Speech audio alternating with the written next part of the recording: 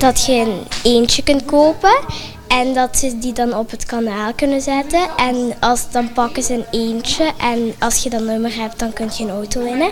Dat is de Limburgse eendjesrace, mooi uitgelegd door Kaat. Samen met haar dansschool Cosmo Dance Company uit Hasselt probeert ze zoveel mogelijk badeendjes te verkopen voor de projecten van Een Hart voor Limburg.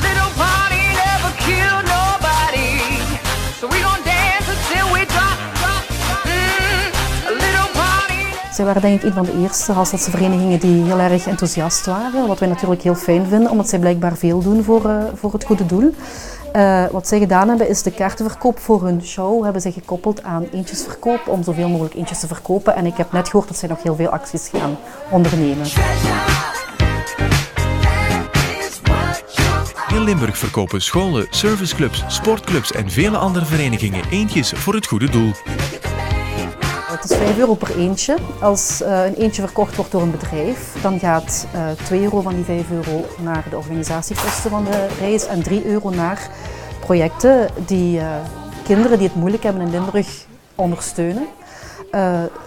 Is er een sportclub die eendjes verkoopt, of een jeugdvereniging, of een organisatie, of een VZW, dan gaat €1,5 van die €3 ook naar die vereniging zelf.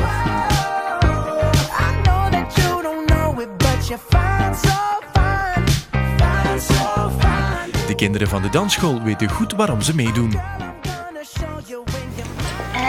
We gaan die eendjes verkopen en net dat geld gaat naar het goede doel. Ja, dat is heel goed. Het geld gaat naar het goede doel.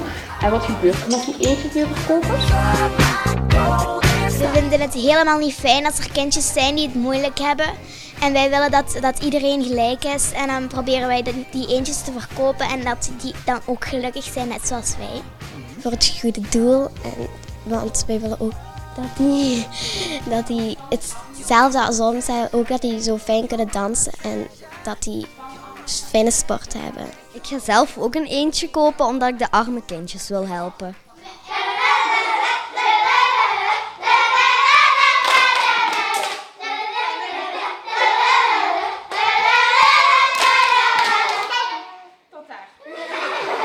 Zondag 25 mei worden alle geregistreerde eendjes op de Demer gezet. Het eendje dat als eerste over de meet komt, wint een Mercedes A-klasse.